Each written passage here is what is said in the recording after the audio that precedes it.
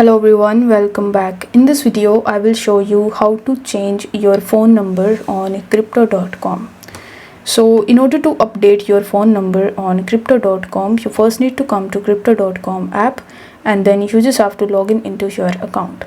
After that, you need to tap on these three horizontal lines in the top left hand corner, then scroll down a bit and select settings.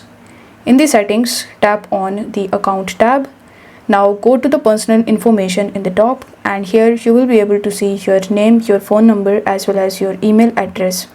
So as we want to update our phone number on crypto.com, you need to tap on the phone section or the pencil icon right next to it, and then it will ask you to enter your passcode. So you just have to simply enter your passcode. After that, it will show you that you need to check your email address as they have sent a verification link on your email address. So you just have to tap on open email, and after that you just have to simply verify it from here. Then on the next page, you just have to provide the new number that you want to add into crypto.com or that you want to change. Then you need to simply verify that phone number and you will be able to get it in your account section. This way you will be able to update your phone number.